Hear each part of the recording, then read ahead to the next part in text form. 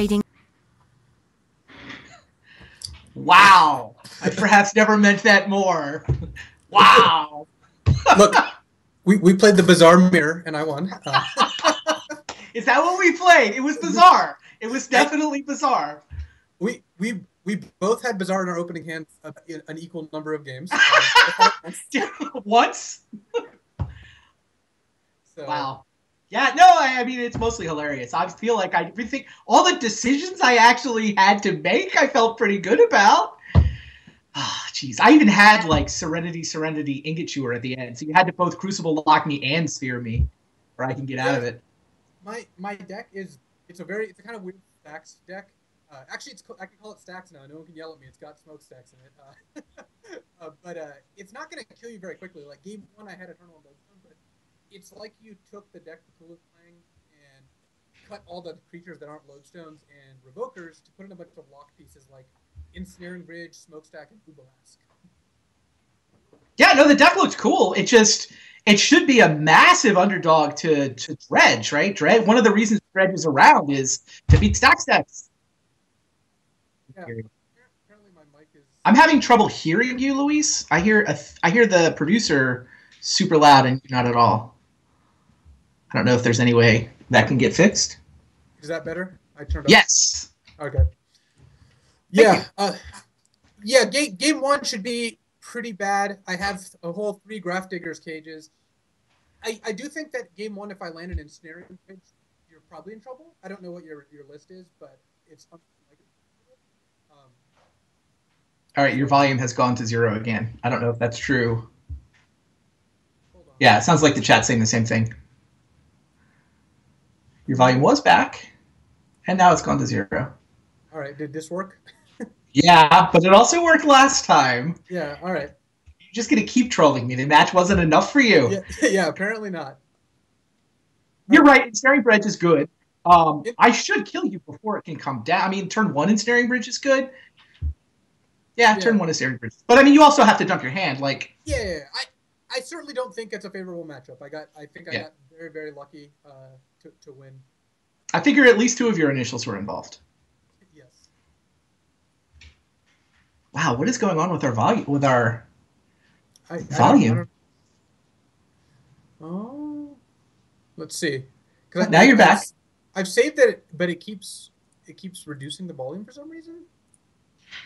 It should be fine now. It just got louder, which is good.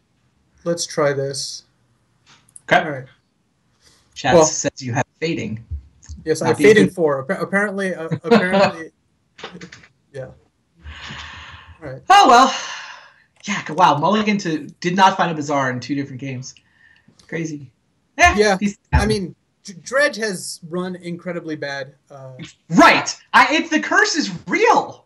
I even got the metagame call right, and the curse is still real. It's now an 11-match losing streak.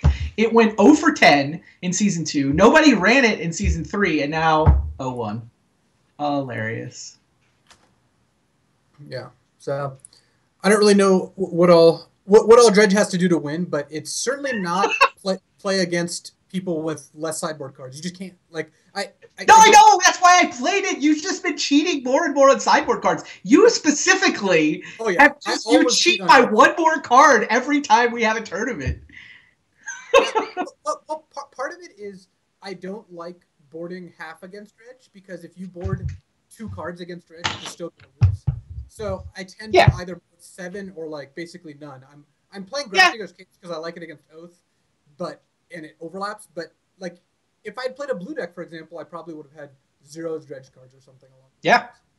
No, wow.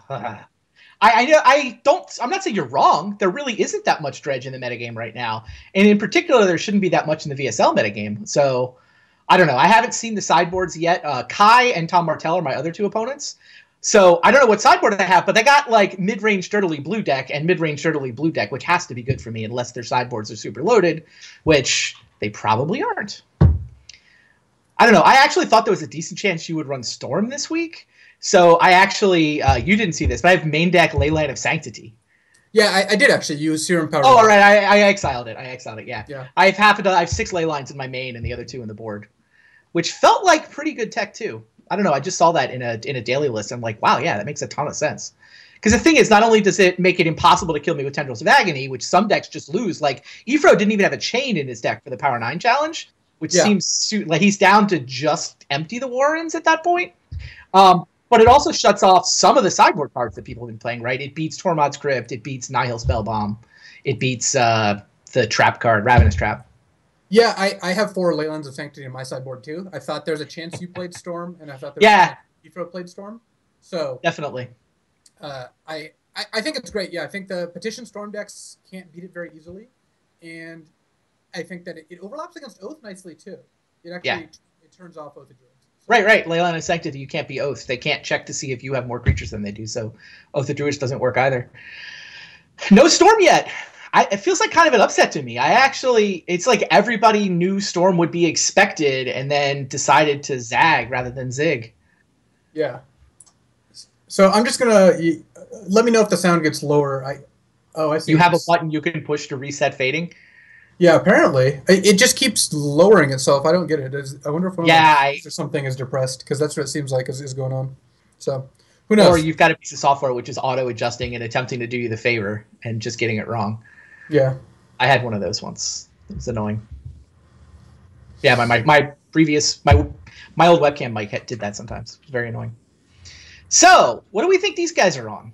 Eric and Steve. Eric is the most likely Storm candidate, I would think. I think he's the kind of guy who would not like playing an expected deck too. Well, so one of the reasons I think Eric is playing Storm is that he's playing against Steve and Rich. And both of them are pretty likely to play Mentor. Rich did play Mentor, and Steve has a pretty good chance of playing Mentor. So that makes sense. So you've got Storm versus Mentor. Those, I guess I would have to agree. I mean, Steve has a lot of Doomsday in his range. I could definitely see Steve showing up on Doomsday or Storm for that matter. He's played a lot of Storm decks at IRL tournaments. Not as much in VSL for whatever reason, but I've definitely seen him at paper vintage tournaments, big tournaments, playing Tendrils one way or the other.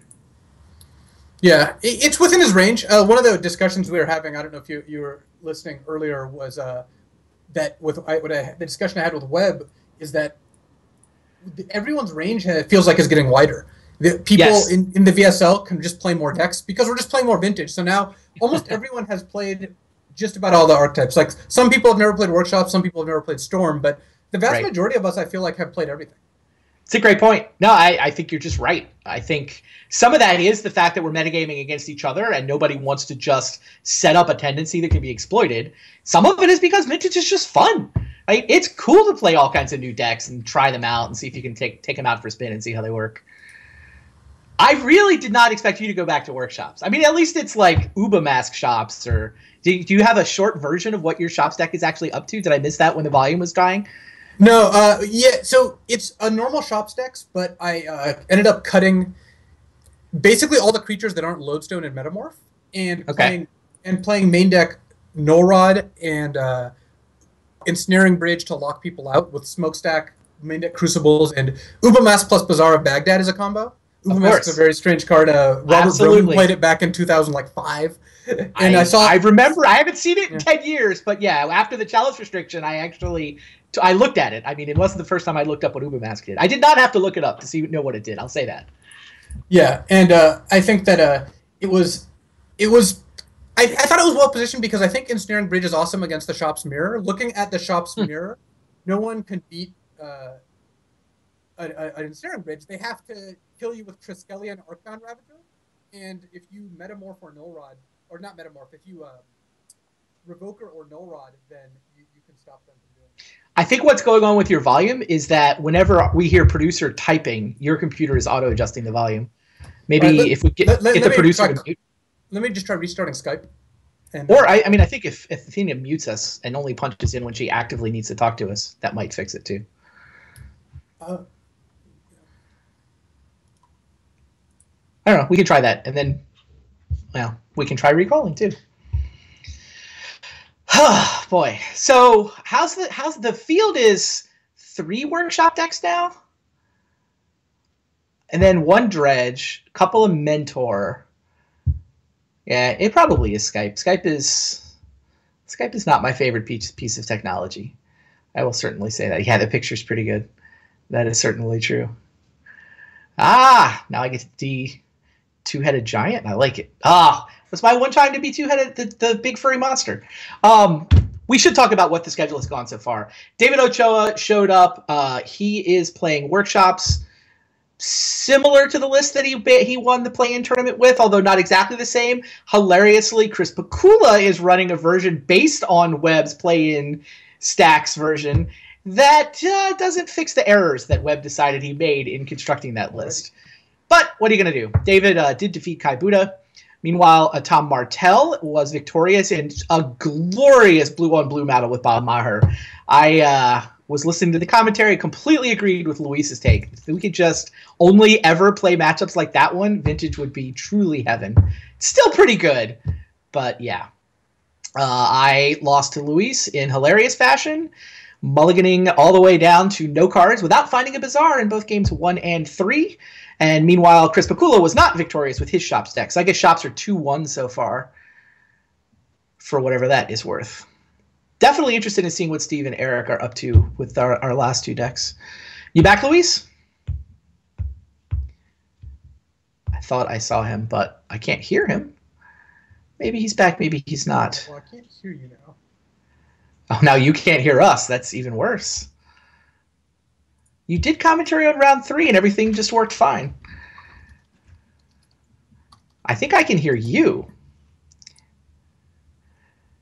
So chat's asking me why I didn't Serum Powder for a couple of hands in Game 3. It's because I had the Flamekin Zealot in my hand. I only have one Flamekin Zealot in my entire list, and it's such like all of my games to a first approximation end with Dread Return for Flamekin Zealot. So I didn't want to remove it. I didn't want to exile it. Serum Powder exiles the cards, and like you can win with value and, you know, getting out Bloodghast and just making tokens, saying go and attacking with them. I'm not positive I was correct to mulligan rather than Serum Powdering. The first one, in addition to having the Flamekin Zealot, it also had a bridge, and I'd already exiled one bridge. So I didn't particularly want to exile a bridge. I definitely didn't want to exile my Flamekin Zealot. That was my thinking. I might just be wrong. But I mean, I think it's a legit judgment call. There are some hands that you should Serum Powder instead of, or you should mulligan instead of Serum Powdering because you don't want to get that stuff exiled from your deck. I don't know. It may be that if I understood the matchup against Luis well enough that I just wouldn't feel like I need my Flamekin Zealot. But in general, I'm a big fan of the Zealot. Yeah, nobody ever runs 2 Zealots. Yeah, the second bridge was with the Flamekin Zealot. It was the combination. It was like, I don't really want to exile my second bridge, and I don't really want to exile my Flamekin. If it had only been one of those, I would have been a lot more likely to Serum Powder. Cut everything in the Dread Return package post-board. Doesn't sound right to me, but maybe.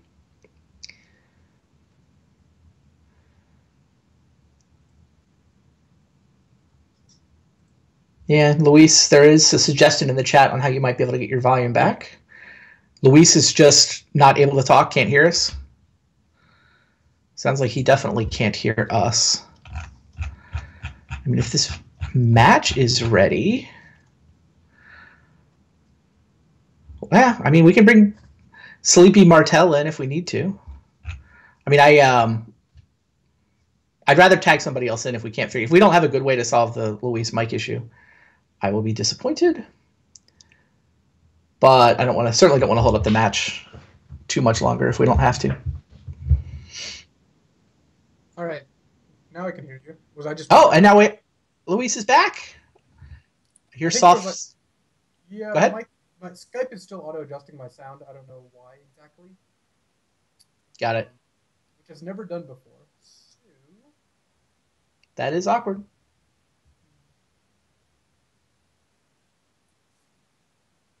Yep. I don't know what to tell you. I do suspect it may be correlated with Athena typing in the background, but that's all I got. This is why we pay our tech producer the big bucks. She can decide, kick Luis, bring in a new caster. I'm okay with any of these things. Yeah. We are going to need to go down to the matchup. So. All right. Does this work? Yes, I think All so. right, I switched mics, so this Excellent. hopefully works. All right. Sounds like we're ready to go down to the match, too. Cool. Oh, nope, not quite cool. Sounds like we're almost ready, but we're good. So, when last we heard from you, you were predicting Storm versus Mentor. All right, well, that's kind of unfair. I would have predicted eFro was Storm even if I didn't know whether eFro was Storm, but there might be some insider information going on here. Fair enough. Well, I predicted eFro on Storm without having any insider info, so. Right, and I didn't need to I didn't need to predict, like, I didn't know until after we'd submitted decks, but I was just curious because we knew we were gonna hit deck lists by season 2, and I had guessed. That's what I had guessed. Like, that's why I'm playing workshops with ley lines. Yeah, so, sure. Hey, decent chance I was on Storm. Oh yeah, you had both me and Eric in your trio.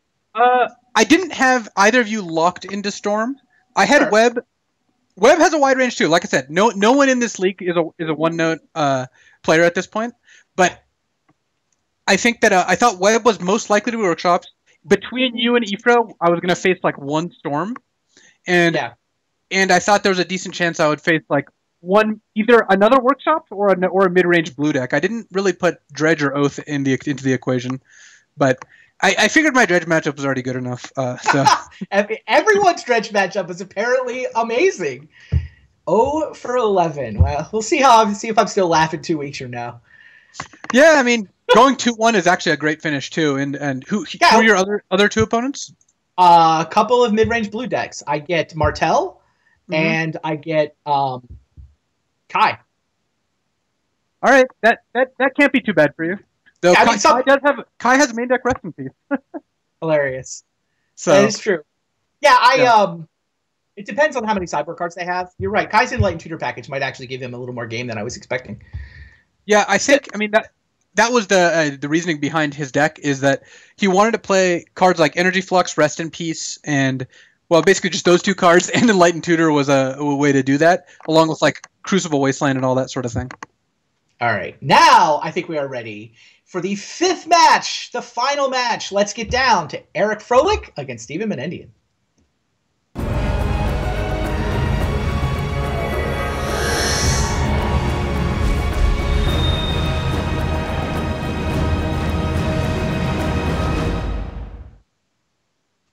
Hello and welcome. Eric Froehlich is indeed on Storm, which we both guessed and had some inside information about. Steve Menendian, not on the Mentor deck that we guessed as the most likely, but the Doomsday deck that we definitely had as a big part of his range. This one could be fun. This one could be explosive and powerful and haymakers flying back and forth. Who's on the play? Looks like Steve has won the die roll. Steve's won the die roll. I think he's going to keep this hand, but because you have turn 1 Thoughtseize and Mental Misstep. Sure. But he doesn't have a second land. If he doesn't draw a second land, then he can't cast Demonic Tutor or Merchant Scroll. And actually, I wouldn't blame him for mulliganing this. He's got 2 bricks also. He's got Tendrils and Lab Maniac. So this is a disruptive hand. But imagine, yeah, I mean, he did keep it. This doesn't surprise me, but imagine you were playing against like a Workshop deck. You could never win with this hand. Now, Eric's draw was ridiculous. Now, minus the Time Twister, presumably, he needs a second blue mana for that Mind's Desire now. He does, and Eric's plan was to play a turn on Time Twister. Steve has Mental Misstep, which can counter either Dark Ritual or Mana Vault, but I still think you probably take the Time Twister. If Eric has Duress or something, then that goes poorly for you. Also, Eric doesn't have to do anything on turn 1. That Mind's Desire is still going to be a threat, because imagine Steve takes Time Twister, Eric's just going to go like land go and hope to get to Duress, and if Steve misses, we could be seeing draw go for like 2 or 3 turns. Yeah, I mean, I think Steve's play is take the Twister and then misstep the first Ritual or Mana Vault to slow down that Mind's Desire, and eventually the Mind's Desire might be good, but he buys so much time this way. I don't think you can let him twist. Oh, geez. Bargain there too if it wasn't for the misstep. Right. So the question now is, what does Steve misstep? What does Eric play first? If Eric plays Dark Ritual, is Steve going to misstep it? So I think Steve's going to misstep the Mana Vault here. Definitely. He drew something. Why would he be doing this with a Mind's Desire in his hand? He clearly drew something important. Right. And if that something is something he can play without playing the Dark Ritual, then you're pretty happy. This actually works pretty well for Eric. Steve's going to misstep the Dark Ritual now. He has to. Yes. And then Eric needs to top deck a Mana Source to play a Yawgmoth's Bargain. So. Oh, sure. Yeah, if Steve was Psychic and knew that it was Bargain, he would rather misstep the Mana Vault because it's 3 mana next turn, whereas the Writ was only ever going to add 2. But if Steve misses on land here... does that count? It does not count as a miss because I think Steve just Merchant Scrolls for Ancestral here. If he was Psychic, he could Demonic Tutor or he can Merchant Scroll for Force of Will. Yeah. But that seems like an insane play if you know Eric's hand is Tendrils, Mind's Desire, plus an unknown card. Yeah, so, 2 Storm cards and a yeah. I'm with you. Go get the Ancestral. Like, you're not winning the game if you get the Force of Will here, I don't think. So, and Eric just needs to draw a land. Any mana source here lets him resolve Bargain and presumably win. And if he misses on mana sources, he could draw like a Duress or something along those lines. Or a Cabal Ritual, which... That is just good enough. Yep. +1 mana. So we're going to see a turn 2 kill here. The fact that Eric hasn't hit a land drop yet means it's very unlikely Steve survives this. He also already has Tendrils in hand, so what is the combination of cards Eric needs to hit here to not kill Steve? Yeah.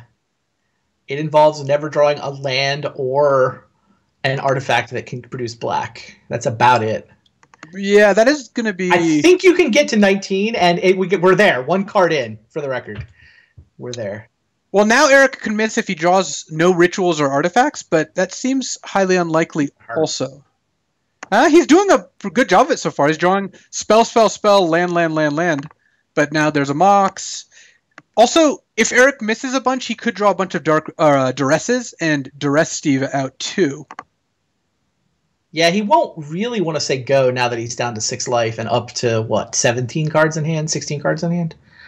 Shouldn't need to. He's got the Academy, so he can make approximately infinity blue mana. Yeah, he can at the very his fail case here is casting a giant Mind's Desire, which should also... Right. They still got the Mind's Desire. I forgot about that. That's the failure case. It's the Mind's Desire for like a dozen. Yeah, because he drew a Lotus Petal, so the game is actually just over now, or presumably. Like, he can go Underground, or he even has the Yogg-Will in hand. It's 0 Writs at this point. Yeah, but he can just go Underground Sea, Dark Petition for Lotus, Yogg-Will. He just wants to worry about... I think he might actually cast a Gitaxian Probe at some point, just to make sure he can't lose. Yeah, make sure that wasn't Merchant Scroll. Well, Merchant Scroll, he knows what that was for Ancestral, but he doesn't know the other 3 cards, I guess. The thing is, Steve can't have Force of Will. Bargain resolved. He can have Mind Break Trap. He could have Mind Break Trap. Yeah, you're right. That's the 1 card Eric has to play around. Yeah, and he wants to make sure not to put himself in a position to lose to Mental Misstep, but I don't think that's going to happen either. So, yeah, Eric can't lose this game, barring some very odd things happening. And now Eric's casting Cabal Ritual, which means he can just cast Duress. And if Steve had a counter for Cabal Ritual, Eric could just cast Mind's Desire for probably the rest of his deck, or like something close to it, with all those Gitaxian Probes. And Steve should concede to this Duress, because right now Eric does not have very much information about what Steve's playing. He knows it has a Thoughtseize. If I see Merchant Scroll and Lotus Petal are the 2 cards that are the most unique, I believe.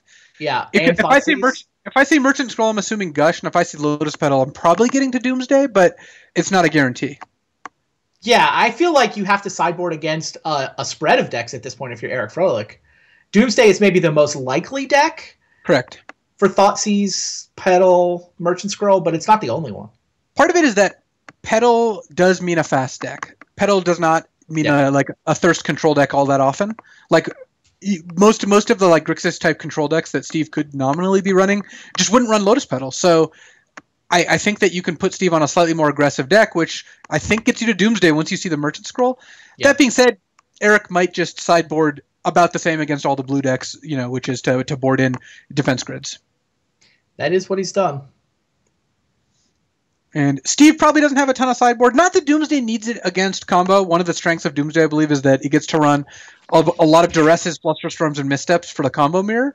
Yep. And it has Force of Will too, which means like Steve on the draw can still beat Eric's turn 1 or turn 2 kills, whereas Eric on the draw has a real hard time with turn 1, and even turn 2 is not a guarantee. He just has the Duresses.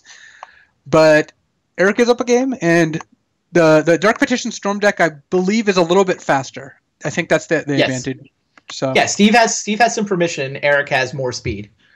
I mean that Steve can clearly kill on turn 1. The Doomsday deck's capable of that, but the Dark Petition deck has so many more ways to do it, and more ways to just play like a turn 2 Necro or turn 1 Necro. Yeah, I feel like if the Storm deck can't kill on turn 2, it's taking a mulligan, and the Doomsday deck, it probably, your expected value is a turn 3 probably. You counter something, you tutor for something, you draw some cards. Doomsday's average kills is higher than 3. I think the turn count is higher than that. Yeah, it's more like 4 or 5. Steve anticipated defense grid by bringing Nature's Claim, but this hand I don't think does anything. It has double mental misstep. I guess it is Imperial Seal. Steve could Imperial Seal for a blue source to cast Brainstorm, but that is pretty bad. Eric's hand is also, I think, not going to be one that he keeps. It's just 7 mana sources. The question is, if Steve mulligans, are you more likely to keep as Eric? I don't know if you are, actually, but it is funny. I think in new sort of Vancouver mulligan rule, whatever you want to call the new mulligan, you go to 6. Like, you might keep a bunch of fast mana and no action at 6, but getting a Scry is so powerful in a combo deck. It's almost as good as drawing a card. Yeah, it seems likely that both players are going to mulligan here. Steve, I think, is more likely to keep. First of all, he has a very disruptive hand with just that double mental misstep, which is a good card. And Steve has kept some aggressive hands. I could see it being in Steve's range to like keep his hand in like try to set up a Yogg-Will Imperial Seal for Lotus Brainstorm. Yeah, that didn't surprise me. Eric's hand is great now. This is a good mulligan hand. Agreed. So as a rule, or not a rule, but as a tendency, I do not mental misstep Gitaxian Probe just in general, just because I usually don't think it's great. Given that Eric mulliganed, if you're Steve, are you mental misstepping the Probe here? Only because I have multiples in my hand. Like, I basically never misstep a Git Probe with my only misstep. But, if I have 3 missteps, I think I default to yes. I just misstep Probe. Yeah. I think 2 missteps versus a mulligan, yeah, I think I would. Also, the fact that Eric's playing a deck that presumably has Cabal Therapy, and it does make it more value to misstep Probe against that deck. Right. I expect Steve to misstep this here. There's enough targets in Eric's deck that it's certainly not bad to let it resolve, but I wouldn't be surprised if he misstepped. Eric drew Duress, which is actually perfect. This is one of the strengths of the Dark Petition deck. It's very solid. Like, it has a lot of stable draws, too. Like, here Eric has turn 1 Probe Duress, turn 2 Demonic Tutor Lotus Necro, which I think he's probably going to go for. That's exactly the way I saw his hand. Wow, everything just got to turn faster. Sort of. Now do you Duress? You can DT for Lotus for Necro now. You slam Necro because you just saw Steve's hand. He doesn't have a Force of Will. Oh, right. He let the Probe resolve. Yeah. sorry. He let the Probe resolve. Yeah, so now we're doing Necro. Wow, yeah, I hadn't updated for the Probe resolving yet. No, for sure. And the Necro's so great here because if you look at Steve's hand, the only thing he could have Imperial Sealed for is a blue source. And even then, he gets to cast a Brainstorm and has kind of 4 dead cards in him. So you can't anticipate Steve killing you on turn 2 or probably even turn 3. This must be nice to be Eric Froehlich right now. Eric's paying life to draw cards very early on in both of these games, and that is a good position to be in. I think the Dark Petition deck's the best Necro deck I've ever seen because Dark Petition in a Necro is such a natural curve. I mean, the Tricks decks relative to the extended power level were kind of obscene. Wow, true. I did not play that. So Eric did not go for that. I guess he's just going to turn 2 cast the Necro. Huh. So Steve did go for the Lotus. I told you that he might go some aggressive Lotus Brainstorm Yogg-Will play. We'll see how this turns out. This is a painful place to get Brainstorm locked. Let me just put it that way. Gosh, gosh, gosh. Oh, man. That's... Oh. Yikes! Let's just say not all of us rolled the same on the Luckometer today. I would say you and Steve are hanging out near the bottom. Me and Ifro, we're up near the top. Like, speak the truth, sir. Steve's, I think, play here is cast Yogg-Will. He doesn't really have a choice. Yogg-Will, replay Lotus, Imperial Seal? Brainstorm to get one. Imperial Seal to shuffle? You could, but then you just have a Mox Jet in play. What possible card could you put on top of your deck that would be good at that point? No idea. You're going to brainstorm to get one deeper? This last card better be good. It's got to be like an Ancestral or something. I mean, a Flusterstorm. Like, he's just locked now. He's going to get to cast a Mental Misstep and no other cards this game. True story. Hey, at least Eric did in the favor of not putting Necro into play on turn 1 when he could have. Yeah, I mean, I think I would have gone for the Necro there, but Yeah, I assume Eric was assuming Steve couldn't really do anything the next turn either, maybe? Yeah. Yeah, I mean, Eric's line does leave him with a DT in his hand after he Necros up a hand. I think I'd rather just get a new, fresh set of 6 to 10 cards over having the Demonic Tutor in hand. It does leave though, so. Oh, one reason to do this actually is that Eric is worried about he's got Tendrils in hand. Yep. Eric actually, I think I understand this now. Eric is in a spot where if with Necro in play, Tendrils gets duressed, he might lose, and because Necro exiles the Tendrils. I actually beat Dave that way once when we were practicing. So Eric might have wanted to try to wait a turn to see if he was going to get duressed or anything. Now that Steve went Yogg-Will Brainstorm, let some blue mana fizzle, I think he's in a lot less danger of that happening. Yeah, I agree that Eric was vulnerable to getting his Tendrils exiled by being forced to discard it, but was that actually likely to change before turn 2?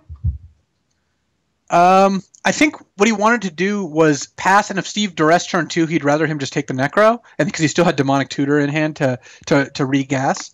And then this way, Steve's clearly not playing a Necro or a duress here. I guess. I mean, that's the only thing I can think of. I don't know if Eric has an Empty the Warrens in his deck. If he does, then the concern is mitigated. But one of the ways this deck loses is getting the Tendrils snapped off by duress with a Necro in play. I've just seen it happen multiple times. Yep. Yeah, it's a thing. Rich asking if Steve's not interested about this in his gush book. But Eric Froehlich, ladies and gentlemen. We should put up the lifetime stats graphic. Did you see this from the pregame show? Oh yeah, I was there. It was good. It's not updated though, right? Well, it's got still got Eric Froehlich on top. That part is clearly correct. Eric has been just ridiculous. Winning consistently. He's made the playoffs all 3 seasons. There has been a tournament. Won it once. 65, 66% now. 19-10. Not bad. He is really crushing it. I still maintain that season 3 is kind of like a fake season because it was just 3 weeks long. People weren't really trying. Why would you say that, Luis? No particular reason, but okay. Let's just say I've made the playoffs in all the real seasons. Let's just say it. No. Oh, okay. I see how it is.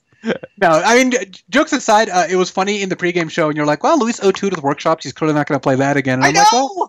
Like, well. That's what I thought! If I had put you on workshops, I wouldn't have hesitated to run Dredge.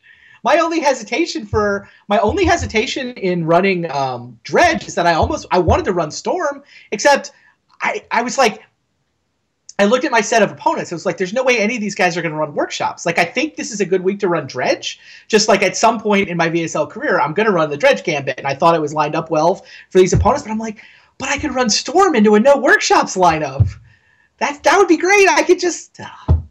Yeah. Anyway, yes. Workshops. Good job. You've now won infinity more games with it than you did in Season 3. Congratulations. It turns out the secret was to put Bazaar of Baghdad in my workshops deck. So the Bazaar is not the curse. Something else in the Dredge deck is cursed, apparently. Right. I guess Bazaar. Has Bazaar won as many matches in workshop decks as it has in Dredge decks so far? If you go back to Season 1, Martel actually 3-0'd a set. Oh, yeah, he did 3-0. He started 0-3 and then he 3-0'd with Dredge. I do remember that. Yeah. Yeah. He tilted off. He was like, I'm 0-3. I'm just running the Dredge deck.